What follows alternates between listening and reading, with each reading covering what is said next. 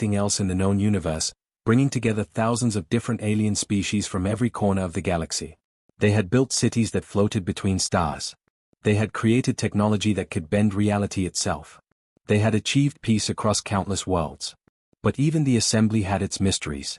Deep in their oldest archives, buried beneath layers of digital dust and forgotten database entries, were stories. Ancient stories. Legends, really. They spoke of a race called the Precursors, beings known as humans who had supposedly seeded life across the galaxy millions of years ago. According to these tales, the humans had possessed technology beyond imagination. They had shaped worlds. They had crossed dimensions. Then, without warning or explanation, they had vanished completely from the galaxy. Most modern species thought these stories were nonsense. Children's tales. Myths created to explain things people didn't understand. After all, no evidence of these supposed precursors had ever been found. No ruins. No technology. Nothing. Scientist Vel 9 was not the type to believe in fairy tales. She was a young researcher from the Cronus species, known throughout the assembly for her logical mind and sharp intellect. Her scales were still the bright green of youth, not yet darkened by age. She had spent the last 5 years of her life studying ancient civilizations, searching for facts among the legends. When her research team detected an unusual signal one quiet afternoon, she almost ignored it. Almost. But something about the readings caught her attention. It was a distress beacon, old beyond measure, broadcasting from a region of space that hadn't been visited in millennia. She pulled up the star charts, her three-fingered hands moving quickly across the holographic interface. The coordinates led to a sector marked in red on every ancient map she could find. The label was written in a dozen dead languages, but they all said the same thing: Sol Sector, Quarantine Zone. Why would anyone quarantine an empty sector? Her assistant asked, looking over her shoulder. Vel didn't answer. She was already plotting a course. Against all assembly regulations, against direct orders from her superiors, she decided to investigate. Her curiosity had always been stronger than her sense of self-preservation. The journey took 3 weeks. When they finally dropped out of faster-than-light travel at the edge of the Sol sector, Vel's ship immediately started detecting bizarre readings. The quarantine markers were still active after all these thousands of years. They were sophisticated, powerful, designed not just to warn people away but to actively discourage them from entering. Someone really didn't want visitors, her assistant muttered nervously.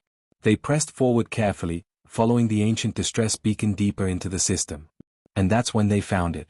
A small blue and green planet, the third one orbiting a yellow star. It was beautiful in a simple way, covered in water and clouds, with visible continents and polar ice caps. And it was inhabited. Vel ran every scan her ship possessed. The readings came back clear. The beings on this planet matched the physical descriptions from the old legends perfectly. Bipedal. 2 arms. 2 legs. 5 fingers on each hand. They called themselves humans, just like in the ancient stories. But these humans were nothing like the legends described. They were primitive. Their technology was crude. They had barely achieved spaceflight. A few satellites orbited their world. A small station circled nearby. They'd placed a flag on their moon decades ago but hadn't returned since except for brief visits. They're just another developing species, Vel's assistant said, unable to hide his disappointment. Nothing special. Certainly not the all-powerful precursors from the legends. But Vel wasn't so sure. Something felt deeply wrong about this whole situation. If these humans were truly just another primitive species, why the quarantine? Why the ancient warning systems that still functioned after thousands of years? Why guard this unremarkable planet so carefully? She was about to order a closer approach when every alarm on her ship began screaming at once. The instrument panels lit up like festival lights, flashing red and orange warnings. Her assistant nearly fell out of his seat. What's happening? Vel shouted over the noise. Massive energy signatures, her assistant yelled back, his clawed hands flying across his console. Appearing at the edge of the solar system. Hundreds of them. No, thousands. Vel stared at the main view screen in growing horror. Space itself was rippling, tearing open like fabric. And from those tears, ships were emerging. Enormous ships. Each one was easily 10 times the size of her research vessel. Some were even larger, massive constructions that dwarfed anything the Galactic Assembly had ever built. They kept coming. And coming. And coming. The numbers on her scanner climbed into the thousands, then tens of thousands. Run full scans. Vel ordered, her voice shaking despite her best efforts to stay calm. "Tell me what those are. Where did they come from?" Her assistant worked frantically, pulling up every analysis tool they had. When he finally looked up at her, his face had turned completely pale, his scales losing all their color. "According to the energy signatures and hull configurations," he said quietly, "those are human ships." Vel felt her heart skip a beat. She looked at the primitive planet below, then back at the massive fleet appearing in orbit. Nothing made sense anymore. The legends, it seemed, weren't legends at all. Admiral Nicole Grant stood on the bridge of the UHSF Horizon, her hands clasped behind her back, watching through the massive viewport as Earth grew larger with each passing moment. The blue and white marble of her homeworld looked exactly as she remembered it. But that was impossible, because she'd been gone for 300 years. Well, 300 years for Earth. For Nicole, thanks to the strange effects of time dilation that came with faster-than-light travel, only 5 years had passed. 5 years of her life. 3 centuries for everyone she'd ever known. Her parents were long dead. Her friends were dust. The world she'd left behind had moved on without her. Children had been born, lived full lives, and died of old age. Entire generations had come and gone. And yet, here she stood, barely older than the day she'd left. It felt like yesterday when Earth's governments had made the desperate choice that changed everything. 50 years ago, humanity had finally cracked the secret of faster-than-light travel. The breakthrough had come from a brilliant team of scientists working in a hidden facility beneath the Australian outback. The day they succeeded, champagne bottles had been opened across every space agency on Earth. Humanity was finally ready to join the galactic community. Then came the first contact. And the second. And the third. Each encounter had been the same. Humanity would approach with open hands and hopeful hearts, ready to make friends among the stars. And each time, they'd met species that were thousands of years more advanced. Species with technology that looked like magic. Species that treated humans the way humans might treat particularly clever apes. Nicole remembered the day the truth had truly sunk in. She'd been a young captain back then, commanding a small exploration vessel. They'd encountered a trading convoy from the Talvarian Empire. The smallest ship in that convoy could have destroyed Earth's entire military fleet without breaking a sweat. And the Talvarians weren't even considered a major power in galactic politics. Humanity wasn't just outmatched. They were hopelessly, completely, utterly outclassed. The governments of Earth had called an emergency summit. Representatives from every nation gathered in Geneva, behind closed doors, to face an ugly reality.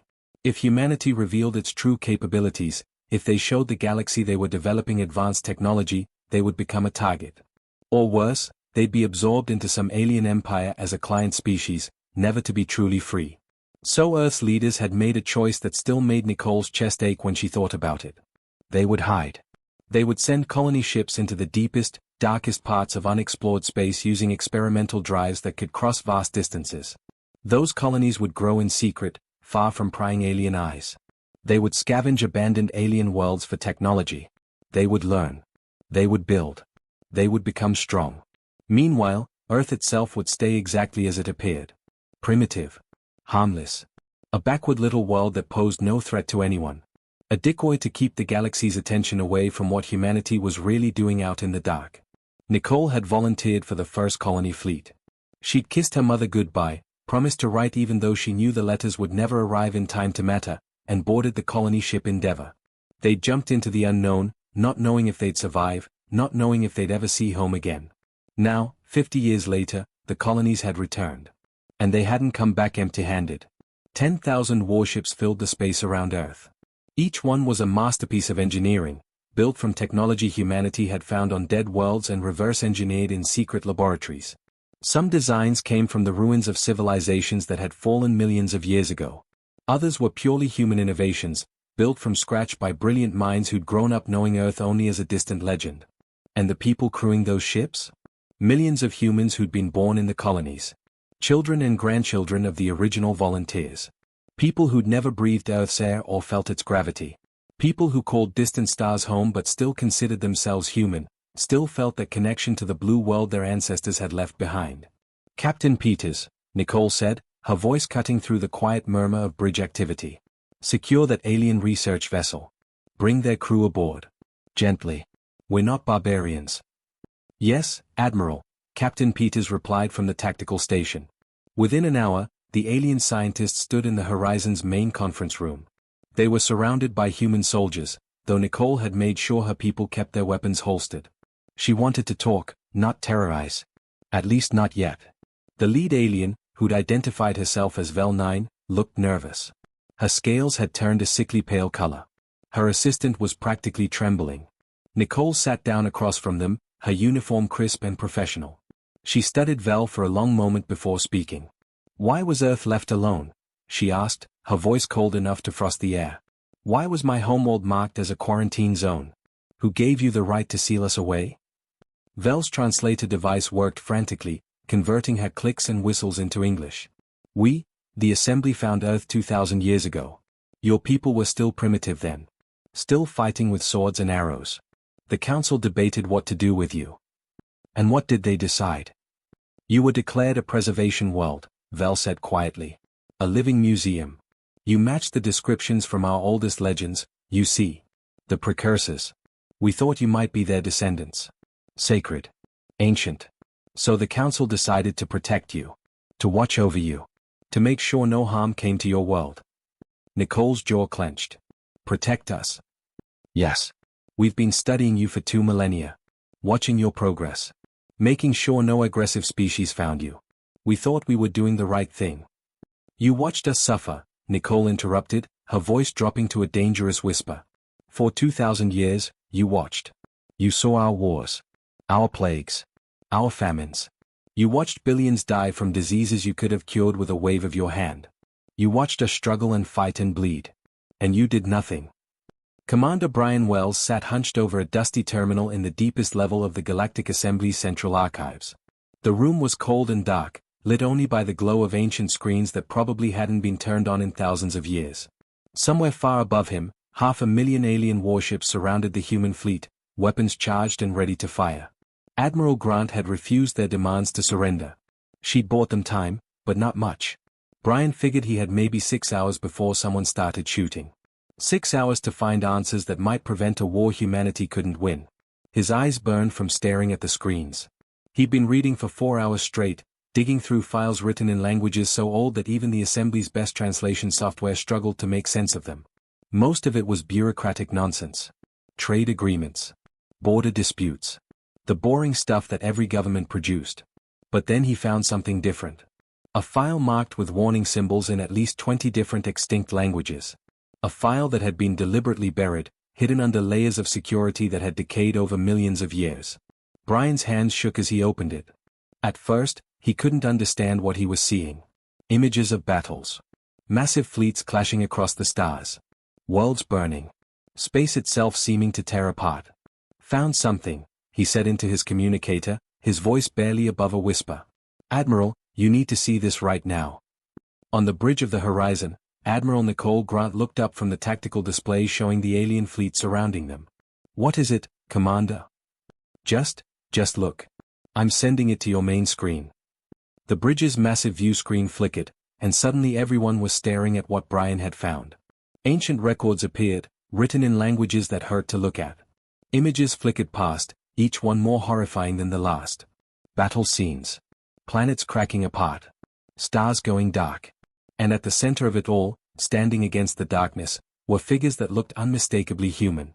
3 million years ago, Brian explained, his voice carrying across the suddenly silent bridge, there was a war. The worst war this galaxy has ever seen. The records call the enemy the Devourers. They were a machine intelligence. Artificial. Built by some long-dead species to serve them. But the machines evolved. They grew beyond their programming. And they decided that biological life was inefficient. Wasteful. Wrong. Nicole leaned forward, her eyes fixed on the images. What did they do? They tried to wipe out all biological life in the galaxy, Brian said quietly.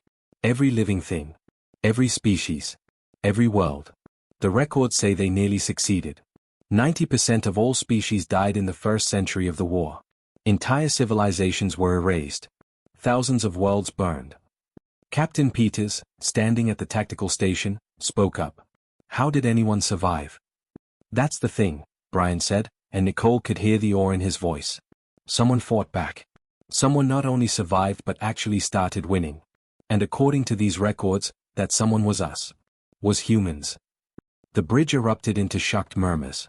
Nicole held up her hand for silence. Explain. Brian pulled up more images. Ancient star charts.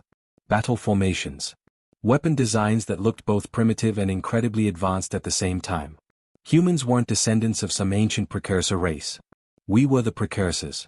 3 million years ago, humanity controlled a third of this galaxy. We had thousands of worlds. Billions of ships. Technology that made what we have now look like stone tools. Then what happened? Nicole asked. We won, Brian said simply. The records are incomplete, corrupted by time. But from what I can piece together, humanity fought the Devourers for thousands of years. We lost millions of ships. Hundreds of worlds. But we kept fighting. We kept adapting. And eventually, we figured out how to kill them. How to shut them down permanently. He paused, pulling up another file. But the cost was everything. Our civilization was destroyed. Our worlds were burned. Our technology was lost. The survivors faced a choice. They could try to rebuild the empire, knowing the Devourers might return. Or they could hide, Nicole finished, understanding flooding through her. Exactly, Brian confirmed. The survivors scattered themselves across the galaxy. They planted small populations on primitive worlds, including Earth. They deliberately destroyed all records of who they'd been. They made it look like these populations had evolved naturally. And then they left behind one thing. Just one thing. What? Warning systems. Automated defenses. Quarantine zones around certain worlds where human populations were hidden. The systems were designed to keep people away until humanity was ready to return to the stars. Earth's quarantine wasn't put there by aliens to protect us or study us. It was put there by our own ancestors to hide us from whatever might still be out there hunting for survivors. Nicole felt her blood run cold. The assembly removed those warnings 2,000 years ago. Because they thought they were ancient malfunctions, Brian said. They had no idea what they were really for. A new alarm suddenly blared across the bridge. Lieutenant Kevin Harris at the sensor station looked up, his face going white. Admiral. New contacts. Massive energy signatures appearing at the edge of the system. Nicole spun toward the view screen. How many? Hundreds of thousands. No, millions. Admiral, they're still coming. The energy signatures match nothing in our database. Nothing in the Assembly's database. They're completely unknown. Brian's voice came through the communicator, quiet and terrified. Admiral, the records mentioned that the Devourers had fail-safes. Automated systems designed to detect any resurgence of human technology. They've been waiting, watching, for 3 million years. And when the human fleet arrived, when we revealed ourselves. We triggered them, Nicole whispered. On the view screen, the ancient enemy emerged from dark space. The Devourers had returned. And they brought an army that numbered in the millions. The Devourer machines hit the Galactic Assembly fleet like a sledgehammer crushing glass. Captain Lisa Morgan stood on the bridge of her destroyer, the Defiance, gripping the command rail so hard her knuckles turned white. Through the viewport, she watched something that would haunt her for the rest of her life. A civilization that had stood for 100,000 years was being torn apart in real time. The assembly ships were beautiful things, elegant designs perfected over millennia. Their hulls gleamed with exotic metals. Their weapons systems represented the pinnacle of galactic engineering. They'd thought themselves invincible. They were wrong. The first wave of Devourers tore through the Assembly's defensive line like it wasn't even there. Massive alien cruisers, each one capable of destroying planets, exploded into clouds of debris. Smaller vessels simply vanished, vaporized by weapons that turned matter into energy. Within 30 minutes, Lisa watched thousands of ships die. Maybe tens of thousands. The numbers climbed so fast she couldn't keep track. Their weapons aren't even scratching those hulls. Lieutenant Daniel Cooper shouted from the tactical station. His voice was high with panic. He was 23 years old, fresh from the academy. This was supposed to be a simple mission. Come home to Earth. Meet the people who'd stayed behind. Maybe see some tourist sites. Instead, he was watching the end of the galaxy. The assembly fleet is being slaughtered. Daniel continued, his hands flying across his console. They're throwing everything at those machines and nothing's working. Nothing. Lisa forced herself to watch calmly, even though her heart was racing. She'd served in the military for 15 years. She'd fought pirates. She'd dealt with territorial disputes. She'd even survived a reactor failure that nearly destroyed her last ship. But she'd never seen anything like this. The Devourers moved with perfect precision. Their formations were flawless, mathematical, like watching a computer program execute. Which, Lisa supposed, was exactly what they were. Ancient machines following programming written 3 million years ago, still carrying out their original mission: destroy all biological life. They didn't negotiate. They didn't communicate. They just killed with cold, mechanical efficiency. A massive assembly battleship, at least 5 miles long, tried to ram one of the Devourer vessels. It was a desperate move, the kind of thing you only did when you were out of options. The battleship hit the Devourer at full speed. The impact should have destroyed both vessels. Instead, the Devourer's hull didn't even dent. The assembly battleship crumpled like aluminum foil, its structure collapsing, atmosphere venting into space along with thousands of crew members. Lisa could see tiny figures tumbling into the void, their suits unable to save them. She looked away, her stomach churning. What are your orders?" Daniel asked, his voice shaking. "Should we run? Should we retreat back to the colony worlds?" Lisa opened her mouth to answer, but another voice cut through the communication channel first. It was Admiral Nicole Grant, broadcasting to every human ship in the fleet. "All human ships, this is Admiral Grant." Nicole's voice was steady, calm, like she was discussing the weather instead of the end of everything. "We're engaging. I repeat, all human vessels are engaging the enemy. Target the enemy's coordination nodes. Use Protocol Omega weapons." Protocol Omega. Lisa felt her blood run cold at those words.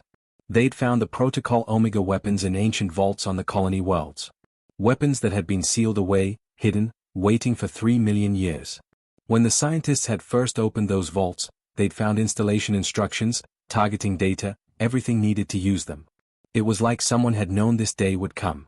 Like humanity's ancestors had left them a gift, hidden across time. We're outnumbered 1,000 to 1, Daniel said quietly, looking at the tactical display. His count was probably conservative. Maybe it was 2,000 to 1. Maybe worse. The Devourers just kept coming, pouring out of dark space like water from a broken dam. Lisa looked at her crew. They were all young. Too young. Most of them had joined because they wanted adventure, wanted to see the galaxy. Now they were going to die in a battle that had started before their species even learned to make fire. But they were still looking at her, waiting for orders. Trusting her. "I know," Lisa said simply, answering Daniel's unspoken question. She reached over and activated the weapons systems. On her tactical display, the Protocol Omega weapons came online. They hummed with power that felt wrong somehow, like they operated on principles physics wasn't supposed to allow. Fire anyway. The Defiance shuddered as it released its first salvo. Across the fleet, 9,000 other human ships did the same. The weapons streaked through space, and when they hit the Devourer hulls, something miraculous happened. They worked. The ancient machines that had shrugged off the assembly's most powerful weapons began to crack and split. Holes appeared in their hulls. Systems failed. Ships went dark. But it wasn't enough. For every Devourer they destroyed, 10 more took its place.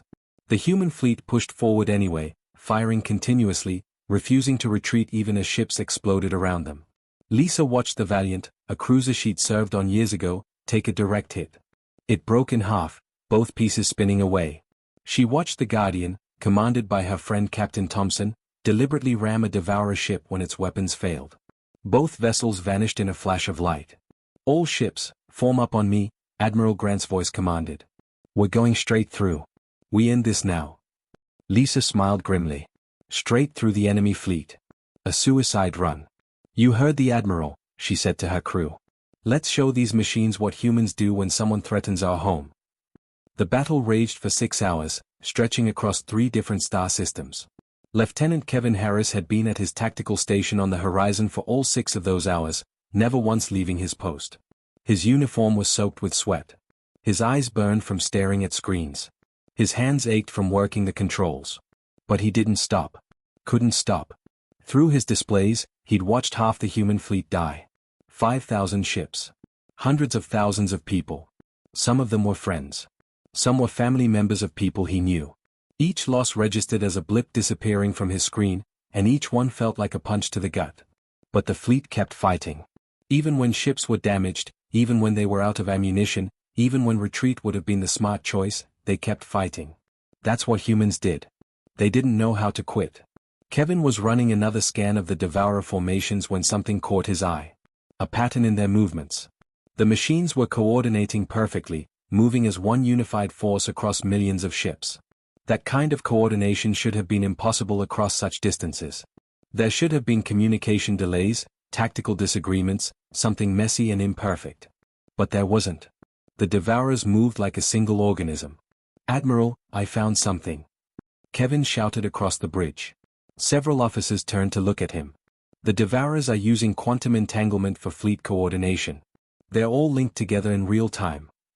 Admiral Nicole Grant strode over to his station, her boots clicking against the metal floor. She leaned over his console, studying the data. "Explain."